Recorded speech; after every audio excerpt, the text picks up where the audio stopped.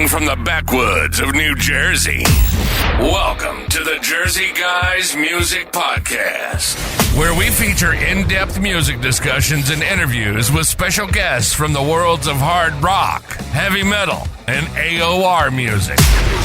So settle in and crank it up. Now, here are your hosts, the Jersey Guys themselves, Tom and Mark.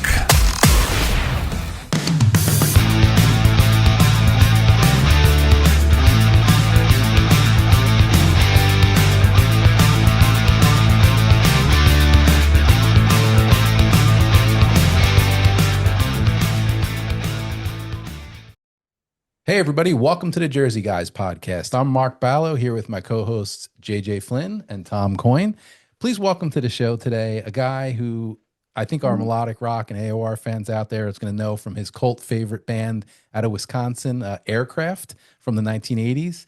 Please welcome to the show, Mitch Viegut. Mitch, how are you? Oh, it's a wonderful day today. Thanks for having me, Mark, Tom, JJ. Looking forward to a little conversation. Cool. I appreciate it. I want to start off, Mitch, because our very most recent guest that we had on last week was a guy by the name of Tony Sciutto. I don't know if you know that name. Can't place him right offhand. Tony was a co-writer. He's a singer-songwriter, but he co-wrote the song on the fourth Airkraft album, the opening track. You remember Someday that? You'll Come Running. Mm-hmm. Yeah. Yep. Yeah. He co-wrote that song. With Judith Randall. Yep. Right. Yeah. It was a total coincidence that we had him on last week, but. Oh, wow. Yeah. Yeah. I remember when we were soliciting songs for our fourth album, it was like that song came up, and we have our Dave Saindon, our lead singer, has got a high, voice, and we just love that song. So it was like, we got to throw that in the studio. Nice. Yeah. It was so funny because when we got the scheduled you and I started doing my research and I'm listening to the song and I'm like, wait a minute. And I had to go back and I saw he was a co-writer on. I'm like, what a coincidence. Yeah. It was a phenomenal song. Great song. We got quite a bit of AOR airplay on it, in the late 80s, but I think a few different bands have covered it and done, never went up the charts or anything, but it was a great AOR song. Sure. Yeah, definitely. So I wanted to take you back to the debut album, Let's Take Off, which has become for years a cult classic in the AOR community. How did that band get together, and what was the recording process and the songwriting process? And then we'll ask you some questions about the songs on that album too. Well, the band got together actually in Eau Claire, Wisconsin. We were a bunch of high school buddies, and then we met. We were from Wausau, Wisconsin. We met up with Peter Phippen and Ace Gyro, our drummer in Eau Claire, and I wrote a song called Alien Probe, and that song, we submitted it to Z104, one of these radio programs in 1981, where they put you on a compilation, little vinyl, and we won the contest right away out of the gate with the band that we just put together, and it was like, wow, this is cool. So we decided to take off from there. Our band we came up with the name Airkraft. I'm German. We put a little German flair to it, adding a K, and away we went. We actually went to down to Waupun and recorded on Jimi Hendrix's old 16 track they had in there, the Ampex. Wow. At the recording studio, and took it from there. Nice. Now, what was the bands that kind of like made you guys formulated the sound of what was your influences? Well, we were big Rush fans back in the day, and Peter, our bass player, loved Yes. So some of the first album, we got some real progressive stuff on there. Our keyboard player was really into the progressive jazz stuff too, but I was more into the AC/DC, Rush, all that stuff on the guitar world. Now, the keyboards are what really, when I first got this, we were talking about this off the air. which is going back, I guess, 40 years ago. The keyboard sounds and the keyboard play on this album is like the thing that really grabbed me, because there weren't too many independent bands that had a keyboard player of that level that was doing all these quirky things and it all seemed to work. Yeah, I don't know. I put the album on just a couple weeks ago, and I'm like, I still feel pretty good about the way that sounded for a 1981 Absolutely. Yeah, independent recording, absolutely. vinyl recording, which Hmm. is, hard to understand nowadays when you can release a song with a digital master in 5 minutes. But uh, yeah, the sounds, the old ARP spaceship landing like an alien probe, and Yes, yes. uh, It's yeah, that song. I remember the first time I was driving down the road and heard it on the radio. Right, and you're 21 years old, and you turn it on. That's me, and it might have been 19. I don't know. And you like blew the speakers up, and then everybody's calling you, and you're hearing it 10, 12 times on the day in most of Wisconsin up here. Yeah. It was quite unique. It was a very unique sounding album, and I'm amazed at how old you guys were at the time that you were barely 20 years old, and that you Yeah, recorded this. Because it was a very unique and mature sounding album, like kind of progressive with like early 80s USA AOR overtones to it. definitely had.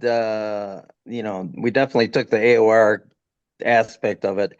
I think your first album, you always, just kind of create things that you don't really, you're not copying anybody. You're just your own self, and you write these songs Right. and in the way it is. I know Alien Probes was one of the first songs you know, I'd written a handful of songs before, but that was one of the first commercially, viable songs that just was written out of the blue, and it, you know, hit a home run with a lot of our fans, put it that way. Well, that was my next question. How did it go over regionally in your area at the We time? we like WIFC in Wausau, Z104, Eau Claire, the whole northern part. We shot the number one on the charts Really? immediately. Yeah, Wow. yeah. Went, you know, on various 100,000 watt stations, uh, straight to number one. It was crazy because we're playing these little clubs, and we're a local band, and next thing you know, on a Tuesday night, there was a line of 100 people out the door to get Now, into a now, how club. realistic was it for a very independent band in the Midwest to attract potential major labels' attention at that Well, I time? mean, that's where us being from northern Wisconsin, I just kind of look back at our history. I'm like, I think if we had lived in Chicago Hmm. or Minneapolis or something, we would have Right. had a big national appeal right away. But when you live in the sticks of northern Wisconsin, Right. it's kind of like, hey, you become really famous in your backyard, and then Yeah. it's hard to get some, of the people in LA and New York that were signing bands at the time to really take an interest in you. Yeah. Well, JJ was talking before we started. Didn't you say you had a friend that got to see the Mhm. band early in that period? So I lived in Sweden for many years. I've got a friend in Sweden who he'll be in his 60s now. So he was on vacation in the States, in Wisconsin, and he saw you guys playing at a speedway. Am I right in thinking it'd be Yellow River Speedway? Oh, yeah, it could have been. Yeah.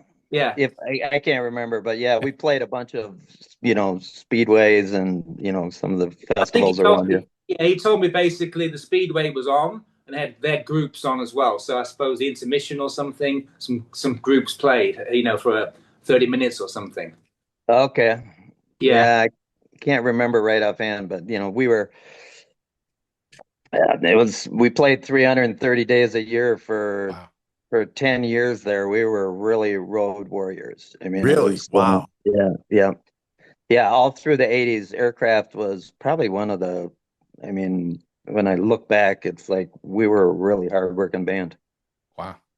And it was a testament to how rock was in the middle 80s, because JJ had asked me if the band had played, in our area, which I'm pretty sure you never played on the East Coast, right? No, Yeah, we recorded out there, but we didn't, right. we didn't play there. Mm. And I was saying No, up until like probably about 86, 87, most of the USA was a very regional scene, except for, very few select bands.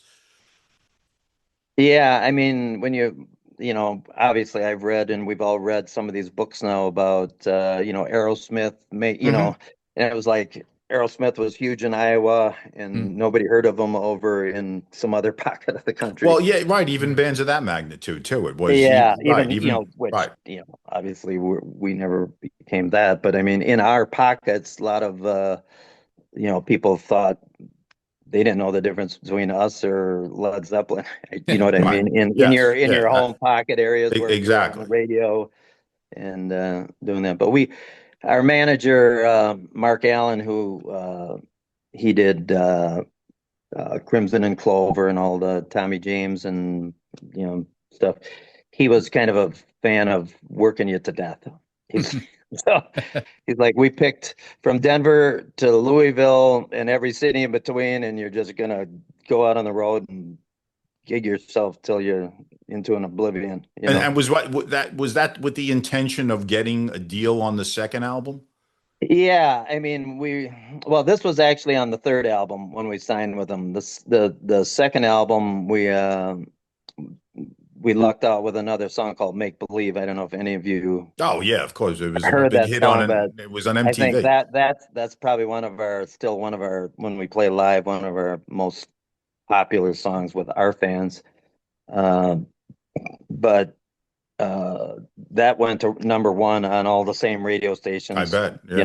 It went boom straight up the charts. But once again, we didn't really, at that point, we didn't have management in place to get to the record labels and, you know, try to sign a bigger contract. But that song actually appeared on the second album, Yeah, it Proximity. was on Right. second and third album. Our manager said, put that song out again. And I don't know if you know Jeff McCluskey. He was a big radio promoter out of Chicago. Um, he's like, put that song out again, and I can make it Hmm. make it a hit. And well, I think it actually got MTV play as far back as the second album. I think it was. yeah, Yeah. we Right. did a video. We did a video of that live. I don't know if you saw that on YouTube at all. So I it's saw it on YouTube. I remember seeing it way back in the day, in the early infancies, yeah, even in New yeah. York City on MTV. Yeah, we had the local TV station come in and cut a video, and it's kind of a testament to what our crowds were kind of like back in the day. Right. It was a couple thousand people screaming and yelling that paid Yeah, five no, bucks at the it's a great door. video. Yeah. So we moved to the third album, and I'm going to let JJ take off a little bit on this. Yeah, so a quick question though, Mitch. So your Ark Records, so that's an abbreviation of aircraft. That's your own production, yeah? Yeah. Yeah. Hmm. So basically you just recorded yourself and put the Ark Records label on, and that was Yeah, we had distribution through Important and Relativity at the time. And I was always into recording, so I had my own 24-track studio at that point. So we kind of did our own thing. yeah, cool. So I was going to say, so when it came to the third album, so that was when I became more aware of you because got a lot more. I bought it on imports in Europe. It got a lot more airplay on rock stations. I always thought that album had a very Scandi sound to it, a very bit more of a high tech sound to it. So more keyboard driven. Production was very good, of course, compared to the first two. But did you intend the album to sound like that? Well, we changed keyboard players. We picked up a guy called Doug Dixon, and he really had more of the Oberheim sounds and all the those 80 keyboards, really Yeah. nice, heavy duty, and we really liked that melodic rock Yeah. sound. Yeah. So the songs we wrote on that album seemed to kind of go in that direction a little bit more, and yeah. I mean, personally, I think it was a good idea to do because at that time in the genre, people were actually doing them anyway, weren't they? They were trying to have a 5-piece band, so they have a keyboard player in the band, so that you get this. Yeah, it's like the keyboards become like a big integral part of that melodic rock sound. Absolutely. Sure. It's like that era was, it's kind of a unique era in that Yes. if you go into the melodic rock area where you're writing songs in minor keys and you're getting some really heavy keyboard sounds, Mhm. Yeah. It's something you don't hear of a lot today, but it was pretty popular there for. Oh yeah. Yeah. Yeah. We had pretty good exposure in Europe actually at that point. You did. I mean, the import stores in the UK, it was a big seller on import. Because that was on Premier label, wasn't it? Where were they based? That was on Relativity and Important Records. They were out of New York. I don't know. They had something like that. But it was in Europe, it was quite expensive on import. It was one of these ones where it was quite scarce, so you had to pay a bigger price for the CD. Yeah, I remember. Well, that's when Kerrang gave us a 5-star. Yeah. Yes. Yeah. And we had a couple other the magazines and writers, a couple who I still talk with a little bit, became big fans of ours, and we're like, oh, we're really pushing you in London and stuff like that. And yeah, I mean, I think Dave Reynolds on Kerrang reviewed yours, and if he gave you a 5, you'd sell some. Yeah, you were on your way usually. Dave was a good guy. Yeah, exactly. We did quite a few talks like we're doing right now. Yeah, he knew his stuff, definitely. So my other question tied to the self-titled was, so I would call that more keyboard driven. Were you happy then to lay low a bit, let the keyboards take over? Yeah, because if you listen to us, I get enough lead guitar in all the records. Because basically I was the producer of all of our albums, or co-producer. Glenn Kolotkin, I don't know if you know him, he came up and recorded with us for that one. He did almost all of Santana, every album. I mean, his stories are fantastic. He was in Electric Ladyland when they invented flanging. He's telling me how he was leaning on the tape machine when it was going around, one of the engineers. So he came up and helped us record and engineer the album. Wow. And so, when you're producing it yourself, you're like, yeah, we aren't cutting the lead out of that section of the song. We're putting another one in. Yeah, exactly. I remember walking by Electric Ladyland for years, going to the record stores. Yeah. Great little studio they got there. Yeah. So a question from me, because I would have never known about this. So we were just talking earlier about syndicating records. Were you big on the East Coast and things like this? So when the self-titled came out, did it improve your,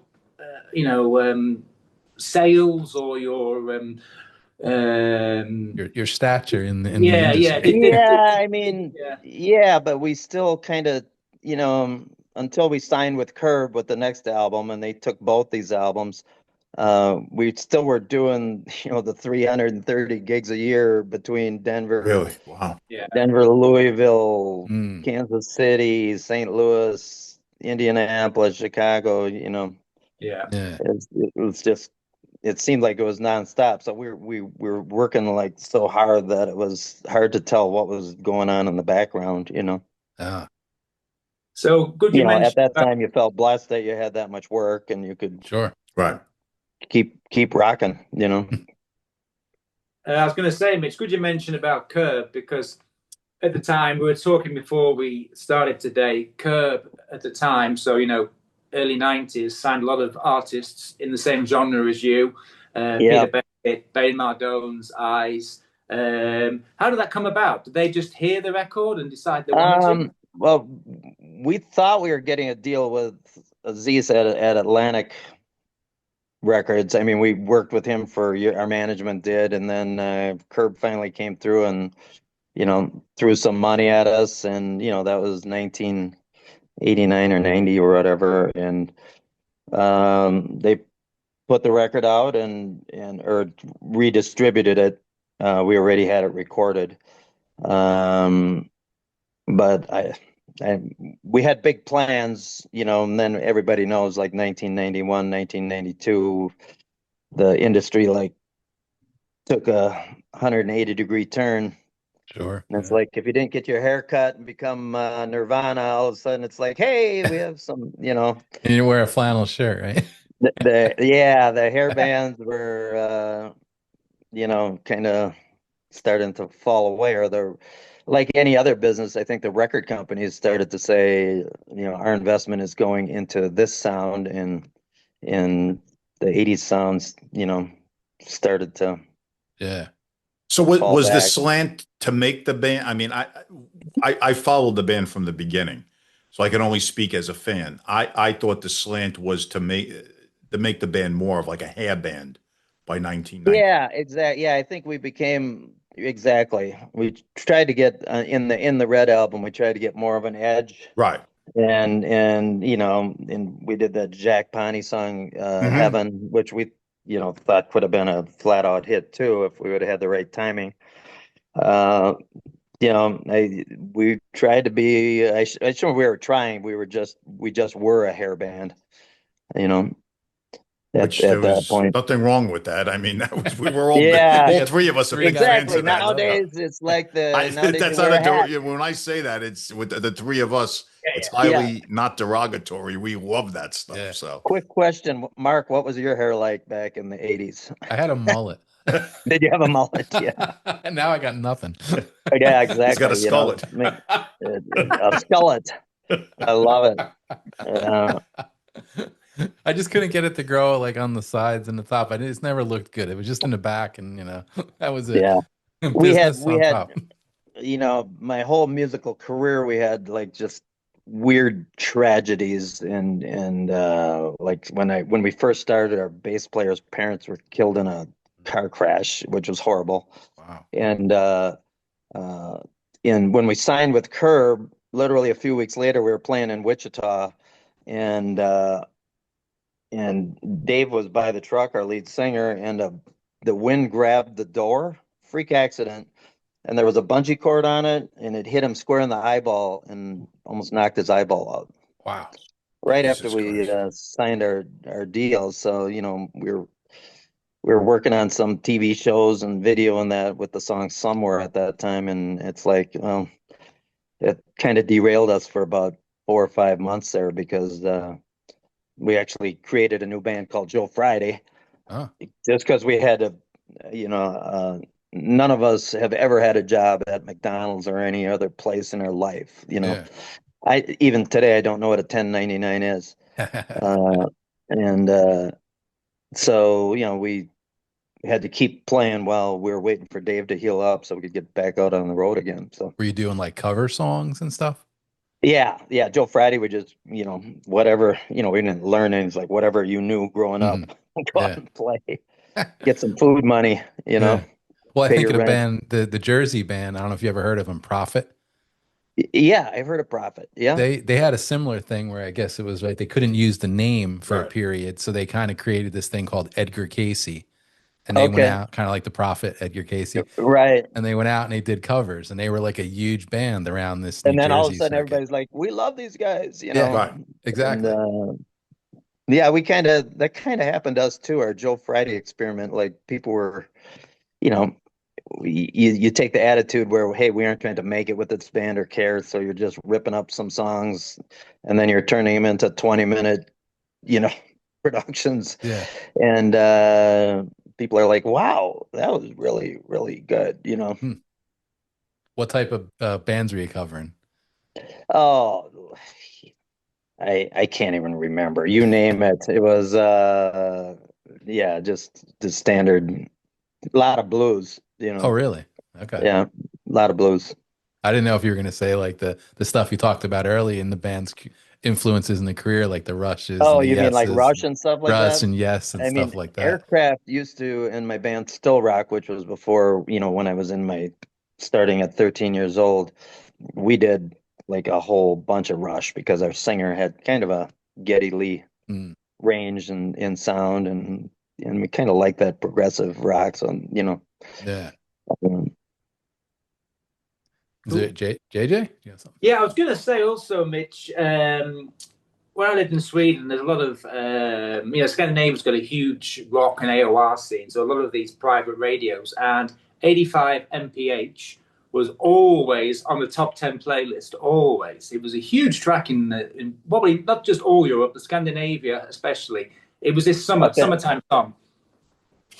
It was, sorry. Yeah, I just had a friend of mine was just over in Europe, and they're like, I heard you guys on the radio, as they were Wow. driving along in their Uber. And I'm like, cool. It might have been 85 miles an hour. But, Wow. Yeah. We thought that song might another one that might, jump us into the, national charting scene. But I don't know. I like the song. I wrote it, so Yeah. of course I like it. Yeah. Cool song. Growing up in a little town, I grew up in a town of 700 people, and that's kind of what the song was about. Driving around the old town square, nothing mattered, didn't have a care. Wow. Yeah. We went 85 miles an hour. It was 95 in the shade, and when we had each other, babe, we had it made. There you go.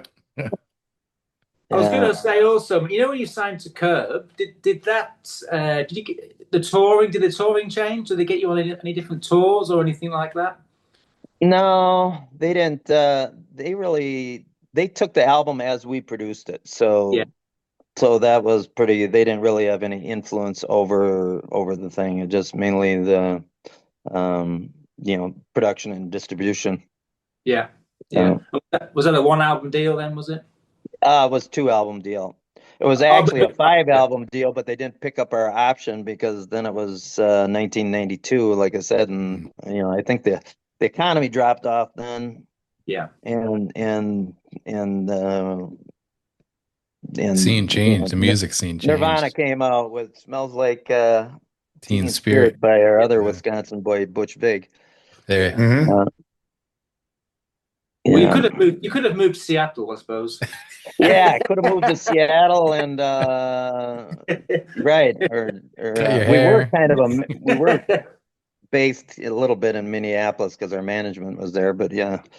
But it's kind of hard to when you grow up as a 80s person with that 80s sound to you have it in your blood. Yeah, I mean, it's in your blood. Exactly. Yes. Tom, right? You can't like say, oh, I'm gonna be just try to be successful, be somebody else, and right.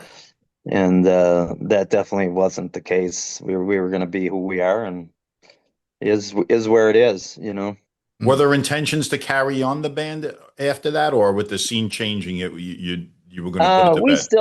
We still played, but we in the meantime, 2 of us got married and had kids, Mm-hmm. So that was 94, 93, and then you kind of get into the circuit of, okay, now we gotta play couple weeks on the road and then be home for a week or 2 and go out, and it kind of changed. We did a funny story. We were one of our last gigs we were doing at Rock Fest with Cheap Trick, Pat Benatar, I forgot who else was on there, and we made CNN that night because a tornado blew through the festival with 10,000 people there, and everything went down. The speakers, the tents, the stage, ambulances all over it. And I remember standing talking to one of the guys from Cheap Trick. And they asked me, they said, hey, what do we do? And we looked at this cop next to us and said, what do we do? And he said,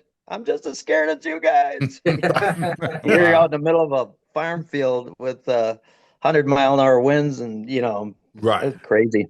Wow. But well, I remember I went to the Rocklahoma Festival back in around 2008 or so, and same thing happened. A tornado or a storm came through. It knocked the 2 side stages down right to the the speakers were down. Everything was down. Yeah, and it was like crazy.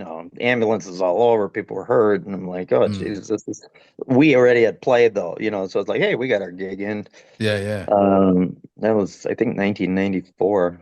Okay. I think I remember something about Cheap Trick with that for some reason. You know Rock, what? It's funny. I did too. I didn't want to rock, say it because I wasn't sure, but I remembered something about that too on the news.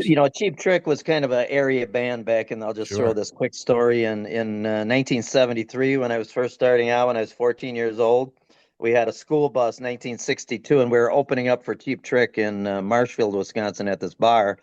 And we had our bus parked next door, and it was like 20 degrees below zero, right? So we're freezing. At the end of the night, we're like, "Hey, you got to move the bus." Well, we couldn't get it started, right? So take some ether and spray it on there in the motor, right, to get it started. Yeah. So we sprayed ether in there. Bus starts. The whole motor starts on fire. So our bus is on fire, and we're parked right next to Cheap Trick's tour bus, man. like a foot away, and we're like, "Oh my God, we're gonna burn down Cheap Trick's tour bus." So we're all That's pushing great. our bus to get it out of the way. Nothing Oh happened though, God, right? yeah, back in the day, yeah. That's funny. With JJ, was there something you wanted to talk further about I was the Fleck gonna album? say, Mitch. So you were just mentioning starting out in '73. So what were your influences then before you actually got into music properly? I really liked Moody Blues. I grew up with Moody Blues, and I loved Deep Purple as a guitar player. I think I went learning My Woman from Tokyo, the Who Do You Think We Are, and all of that stuff. I think I went through 3 albums, dropping the stylus on there, trying to learn how to play guitar. You learn the lick and you drop it on, scratch the album, on Grandma's big Magnafox console.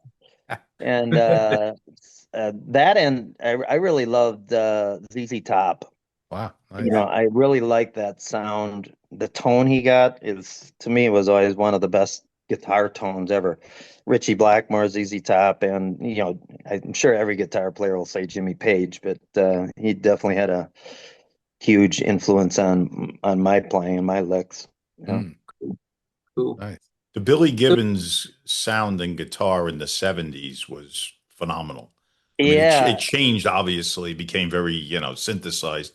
But if a lot of people don't even know, like, that early stuff, like Jesus Just Left Chicago and all those first, Rio Grande, those albums are just incredible.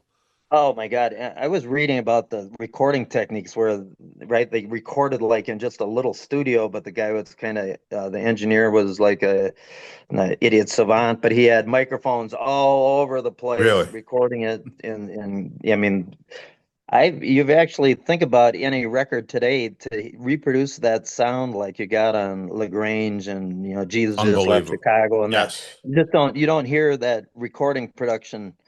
Whatever they did, it's like, I don't even think ZZ Top ever got that sound again. I know. I mean, It's incredible. incredible. Yeah. It to me, because I was a huge 70s ZZ Top fan. To me, Yeah. I didn't begrudge them becoming huge with that different sound, Right. but it took so much away from the exposure of this because they hardly ever, touched on that stuff anymore. Right.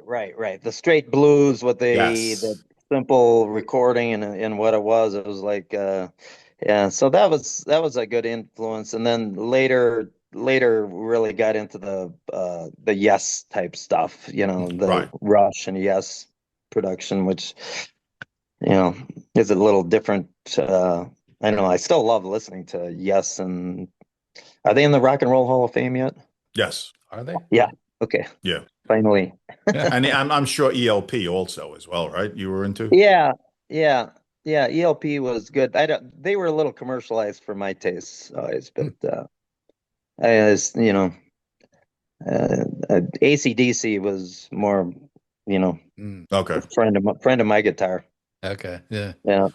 Well, you mentioned Yes, so like let's jump ahead and we'll cover some of the other stuff that you did along the way. But you said 93, 94, Airkraft kind of went away at that point. Yeah, we just slowed down and we started one of my best buddies was a keyboard player, John Altenberg, and he's got like 10 jazz albums out and was a jazzer.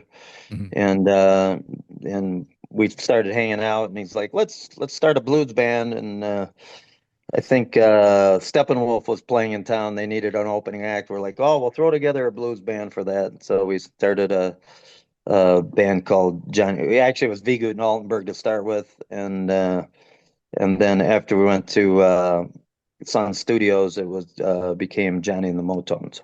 Mm. And there's 5 albums with that band?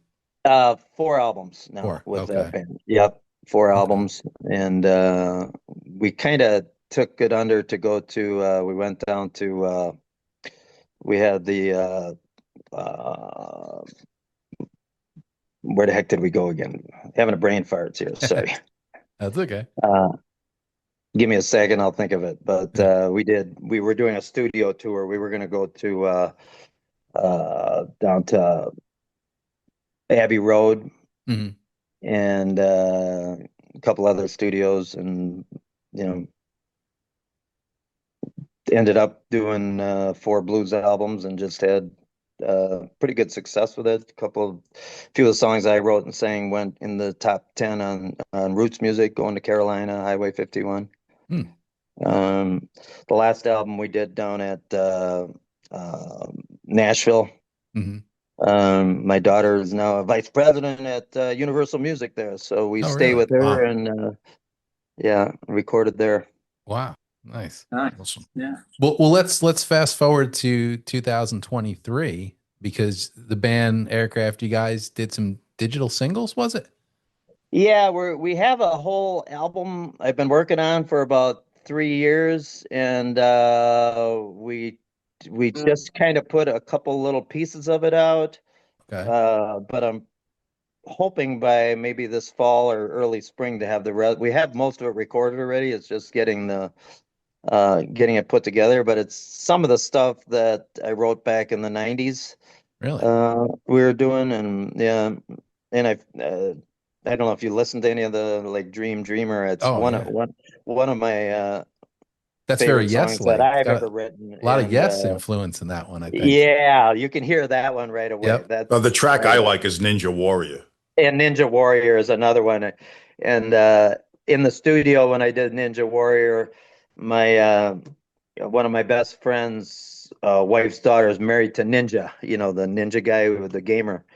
Okay. And so that was kind of the influence in that. Oh, okay. Because that song actually style-wise reminds me of like early Aircraft.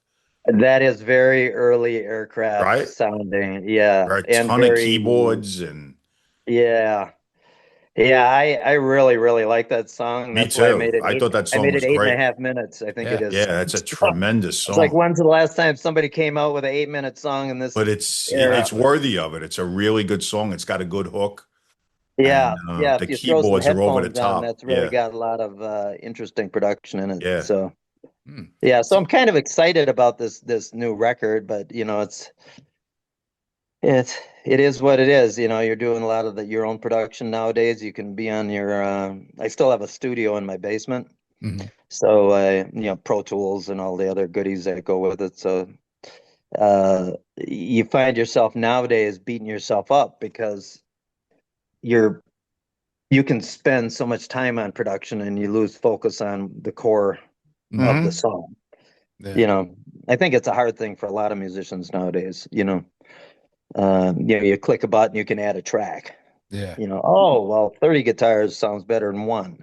Yeah. It becomes And overkill.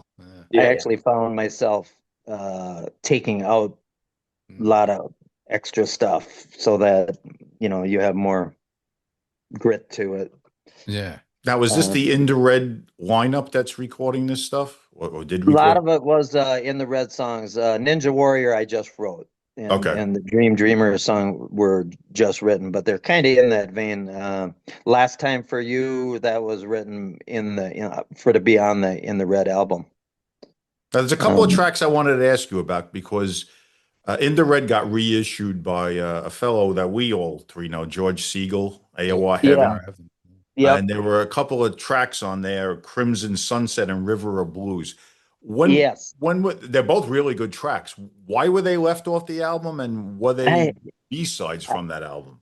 They were just left off the album. I mean, they were recorded, and we actually had probably 6 or 7 extra tracks that were recorded. and I thought, hey, when I'm doing a re-release on this, we'll add those extra tracks in as a freebie or something in addition to the In the Red album.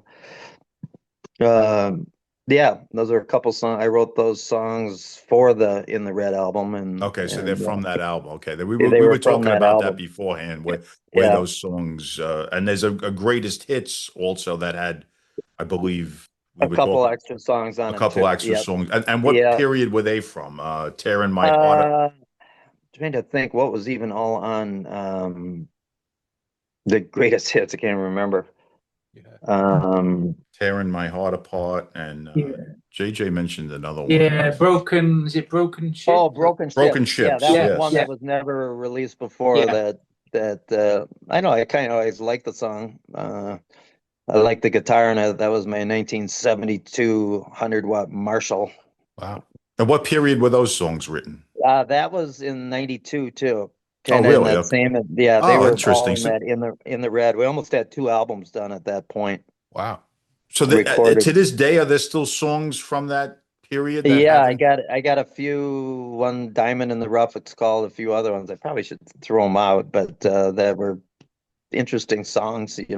They, I think the songs are stand in time for what they are. I don't know. At the time, maybe you get critiquey a little bit, and your label Right. and management look at it a little bit and say, "Oh, let's put these 10 songs out," and they kind of get lost in the archives.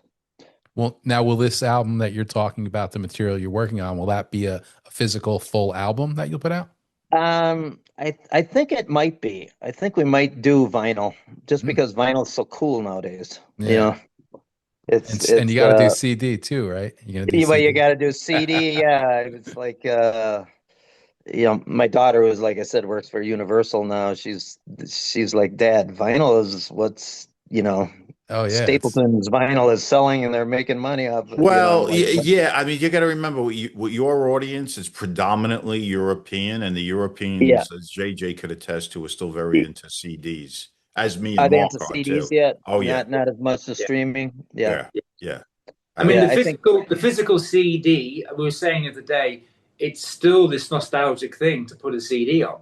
I know Really? Okay. vinyl now is this, new wave now of college kids buying vinyl, Yes. playing vinyl. But from people our age, CD was our tool, Yeah.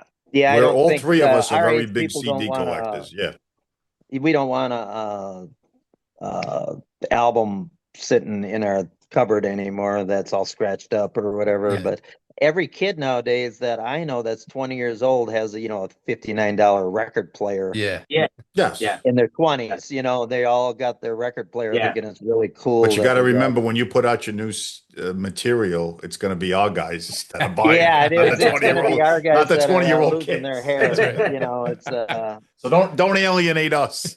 yeah, we'll get a little CD going with a booklet. Yeah, Exactly. We love that. And when you get to a certain age, turning the record over becomes quite boring. You don't want to keep coming back into the room to turn it over. Right, exactly. Yeah, well, because we're all that age that we've already been through the vinyl, and basically how annoying vinyl could be, and cumbersome, and clicks and pops and skips. In the recording studio all the time when we'd be splicing 2-inch tape, and then trying to fly vocals in. So you'd take your 1/4-inch tape, you'd mix your 2-inch tape to your 1/4-inch master, and then somebody'd be sitting there trying to hit play and holding their finger on to drop the vocal tracks in. And I'm like, and nowadays you go on your MacBook Air and you click copy and paste. And you flew all the vocals, you know what I mean? It's like crazy. But people are like, "Hey, we want tape and vinyl." I'm like, you guys don't remember how shitty that was back in the day. If we were doing the production, because they don't know right how shitty it is. It's a novelty to them. I was going to ask Mitch, the first 2 albums you put out on the CDR, are they just vinyl rips? Yeah, they're vinyl rips. Yep. You can the first one, actually, the Let's Take Off, I thought turned out fantastic. The other one, we couldn't find the master tapes, or they were all in Dolby Oh yeah. Dolby DR or whatever. I And, could tell you I'm in possession of the first album, came out on a Russian bootleg. I don't know if did you're it aware of it. really? Okay. Russian bootleg, I gotta silver call Putin and get my silver $800 in silver royalties. pressed with a booklet. The first album. Really? I have it right On here. a Russian bootleg. A Russian All right, bootleg, I'm gonna have to silver look pressed that one up. CD with a booklet. Dub- And dubbed it into sounds British- tremendous. Yeah, Is it the dope? sound on that one is very, very good. I mean, Let's Take Off, like I said, for 1982. Yeah, it was great. That record, I enjoy even listening to yet. Yeah, Me too. I've always had an affinity for that first album. yeah. Very unique sound, very cool sound. There's another question. What's the connection to the Penguins? That is my favorite story. One of them. So we hired an artist, and we were like the obvious of aircraft, right? You're gonna have a big picture of an airplane on there. Sure. Well, if you look at the front of the album cover, the Penguins are on the ice, Right. right? And if you look at the back of the album cover, they're having a cocktail on Yes. the beach. Mm-hmm. So that's basically was a little tongue in cheek. Penguins Okay. can't fly, but Correct. aircraft can. Ah, You know there what you I go. mean? So That's good. Okay, that's good. That's very cool. It and goes our along with the artists- quirkiness of the whole album. Yeah. Yeah. And we guys never really wanted to do like aircraft the obvious. Yeah. We wanted to do the aircraft as a double quintron or whatever the word is. Yeah. Mhm. Yeah. Sure. Mix it up a little bit, make it more interesting. Yeah. Yeah. Well, you talked about before we started the show. You mentioned a book that you got in the works. Tell us a little bit about that. I know, like everybody and their, I just read Jim Peterick's book because I just played with him at the House of Blues. We do a fundraiser every year in Chicago. When we first started playing, Dave, the lead singer, and I started when we were 13 and 15 years old, and lead singer of Airkraft. Yeah. And we had four buddies who started together, and the stories we get of goofy stuff we did. It's like I don't want to write a book about the standard band stuff, what we did later, but this is when you're 13 and 14 and you saw Ed Sullivan and all this stuff, and you're like, hey guys, let's start a band. Well, we started a band, and we had this bus. Like I was telling, one time we almost burnt Cheap Tricks down. This other time we went to this job up in Ashland, Wisconsin. One guy had his driver's license, Dave. We were all scared that we were gonna have our money stolen. We were staying in this flea bag hotel. So what do we do with our money? Well, let's put it in the light fixture. So we unscrewed the light fixture, put the money up in the light fixture, the $300. The next day we get in the bus, we drive an hour and a half south, and we're at the gas station. We fill up. Where's the money? We have no money. So I had to leave my 1973 Fender Stratocaster with the gas attendant, and we had to drive an hour and a half back to the hotel. Hey, can we get in? We left something in the room. He lets us in. Then we have to go on top of the bed, That's unscrew the light fixture, and $300 come falling out. It was and then we were really into Kiss. So we went through this bomb stage where we were blowing up bombs continually, right? We'd play one night we'd test them all day. We'd put half gunpowder in and half flash powder, and the bomb blew up on stage, and I looked down, I have no strings on my guitar, and my hair is all burned back. And we blew the lights off the ceiling of the club. So the lights came down, I have no hair, and we're thinking this big crowd, and the owner of the place is like, what the hell's going on? The fire department coming, and and then one other night with the bombs, we were going around, and we had this roadie who was always with us. He was, long story on him, but he the bomb didn't go off, so he walks behind the drums on stage, picks up the bomb box, kaboom, goes off, blew the lenses out of his glasses, blew Wow. his shirt, his polyester shirt was imprinted into his chest. Wow. Anyway, after Jesus it blew Christ. up, I was Oh. talking to the bass player, and the bass player goes, "We blew up Keller," and I'm like, "Hey, that was a great bomb." I didn't see him get blown up. I'm like, Oh man. and next thing, the ambulances and everything are coming, and Oh my you God. know. Anyway, it's story after story. Our roadies, a couple of our other roadies, we found out were robbing from some grocery stores and stuff like that. So we had the FBI following our bus around the state of Wisconsin, Jeez. and just one thing after the next. So I'm like, okay, all these goofy stories should come out in a book someday. There you go. Nice. Yeah. It's going to be a big book then, yeah? Huge book. Yeah, it'll be a little hilarious. Top of Yeah. table. Yeah. Yeah. How you get started, we all, I don't know, did you guys play in bands at all when you were in your teens Never. or into No. music at all? Never. No. No, we're heavily into music. No, I was always a guy that played sports and was in the gym. I never had time to learn an instrument, but Learn an instrument or yeah, anything? I'm kind of sorry I didn't in retrospect, but I never had any Yeah. musical aptitude myself. I just No. love Started, music, but could never play anything. Yeah. JJ, no music? I contemplated playing guitar, but then I met girls. And when I started meeting the Yeah. girls, the music, learning guitar just disappeared. you must have Yeah, met a well, lot. You must have met a lot of girls if you let music stand in the way. I think that was the motivation for playing guitar. Well, It was I was great, gonna right? say When you're that, yeah. 13, Maybe that's why you do it. Every musician who was like, okay, the girls are gonna think I'm cool. Right. Right. I need a guitar. Yeah. I got one question for you. Okay. In all the bands I've followed, there's guys that have cool names. Ace Gyro, one of my favorite names. Like if I was going to be a porno actor, my name would be Ace Gyro. What's his real name? Tim Gyring. And I think he went by Ace Gyro still today. I think he's a music teacher now down in Austin, Texas. He's Okay. still full-time into music, and Wow. yeah, what a great name. Yeah, Great name. if you were going to everybody that talked to Gyro, I was always the personality and doing the radio interviews and run around to whoever. Gyro, people would walk up to him and he would just look at him. He talked to him. He didn't like to talk to anybody. It's like, I'm a drummer, get out of my face, nicest guy in the world, but just an Ace Gyro. Yeah. It's one of the first things that connected me when I first got turned on to the band. What a friggin' great name. Ace. And he always kept it. He always kept like the incognito of Ace Gyro.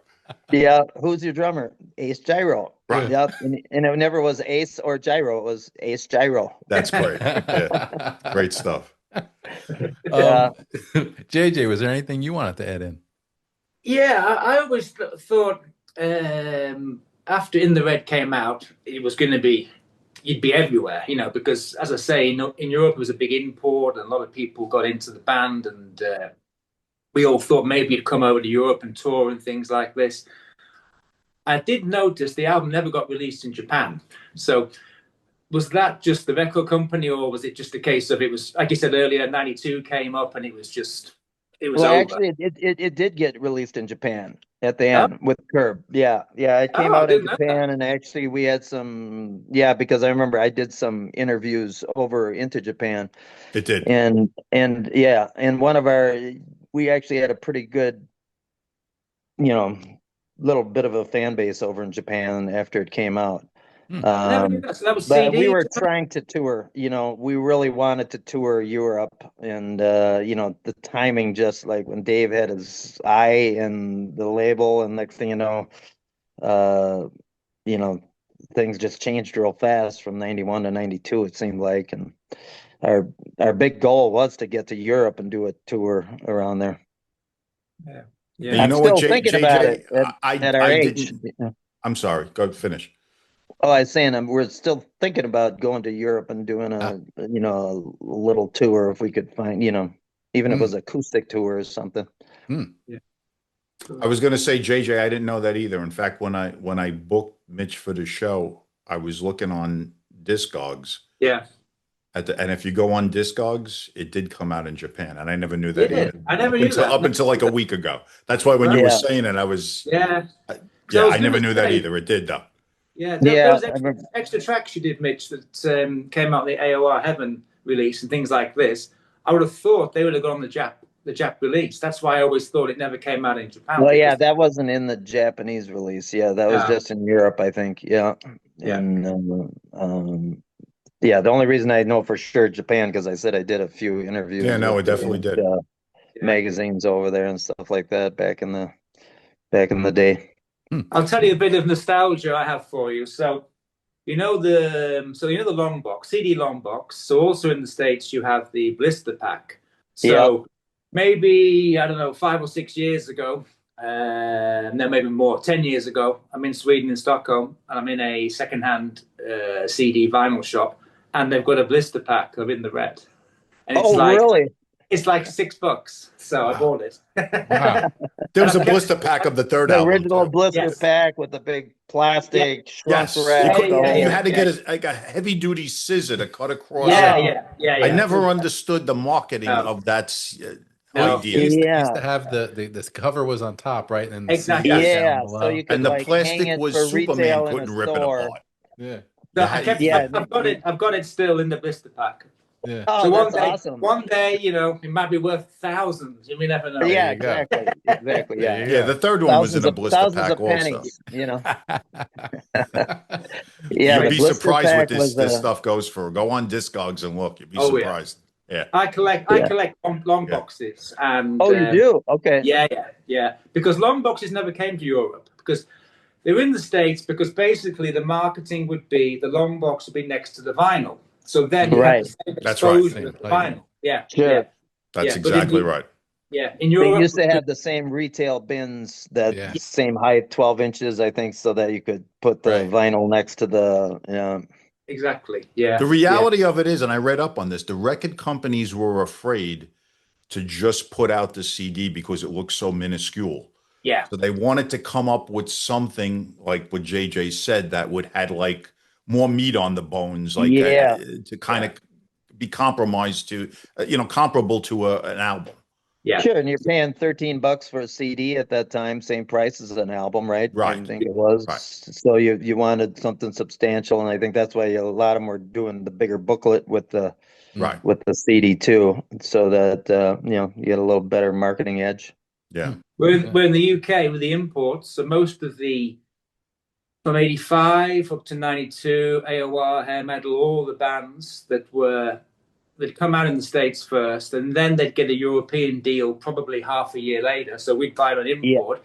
The import would probably cost another 50 to 60% more than the UK release. So if you were buying imports, it was a lot more money. Really?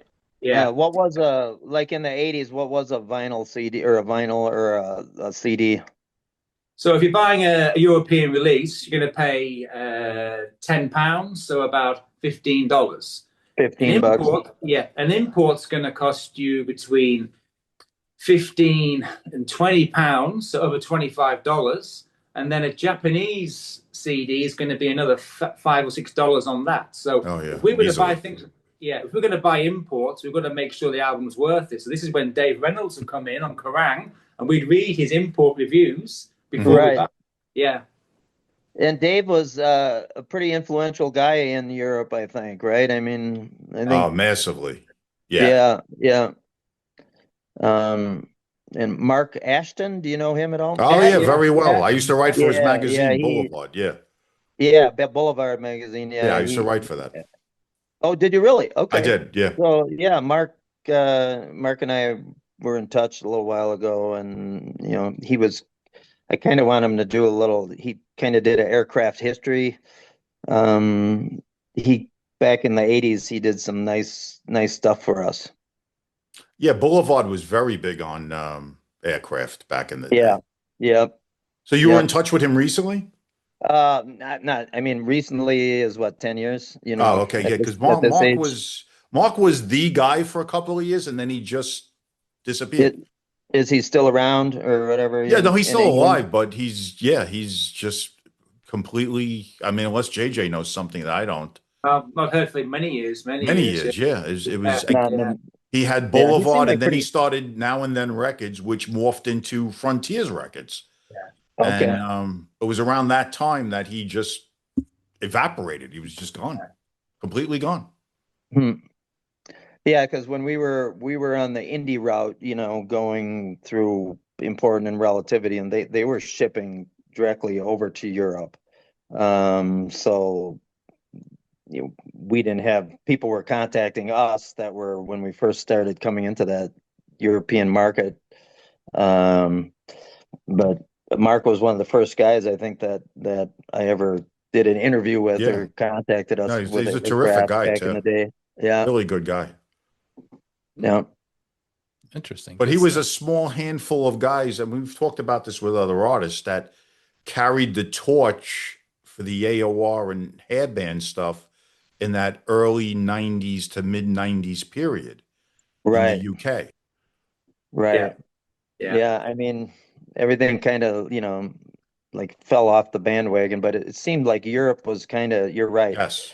Europe They held out with the hair band sound. yes. I think it's still got a following yet today, doesn't it? Absolutely. JJ, you would know more than anybody, but Well, you the know, thing is with Mark and the Now and Then stuff. So Tom just said in the 90s he had a deal with MTM as well, so the German label, and then all this stuff got all over Europe at the same time. So each country had their own distribution, and it all got out. So Yes. this is when the States fell a little bit behind because Oh, way behind.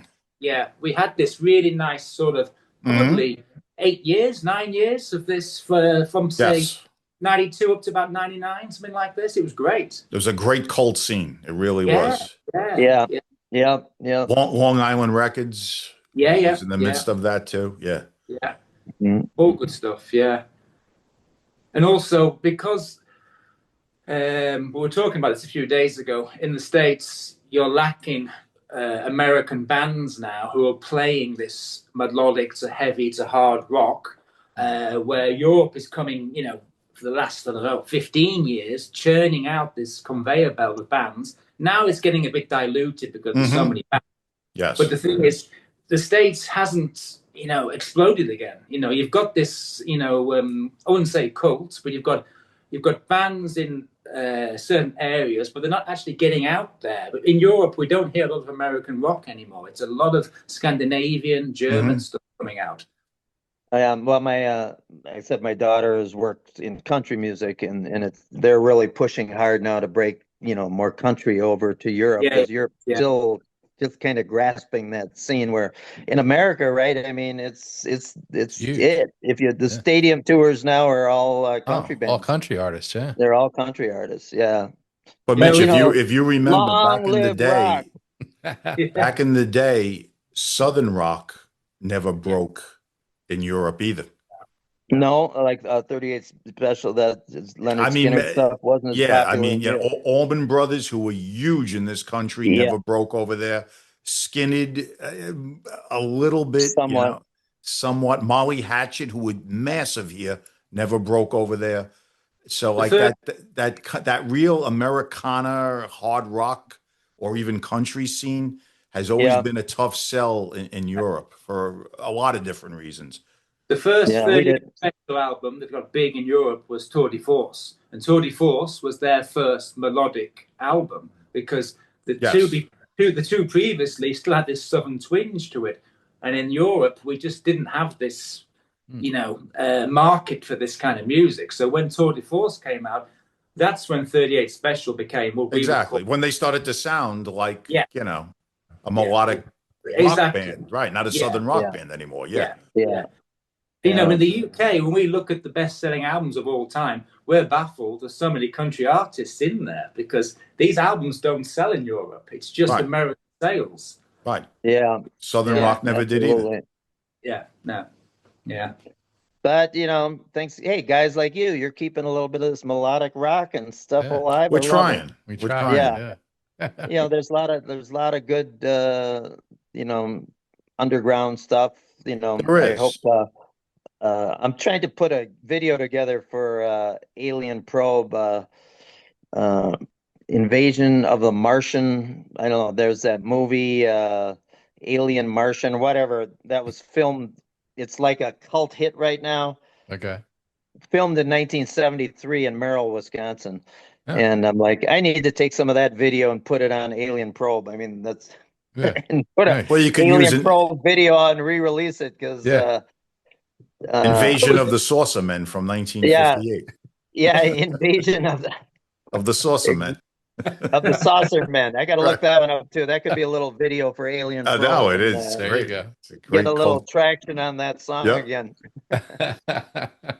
That'd be great. Well, Mitch, hey, we appreciate the talk tonight. It's been great hearing some great stories. Anything else, Tom? I'm good. JJ, anything? Oh, good. Really Oh, good. good. All I right. really enjoyed speaking with you guys.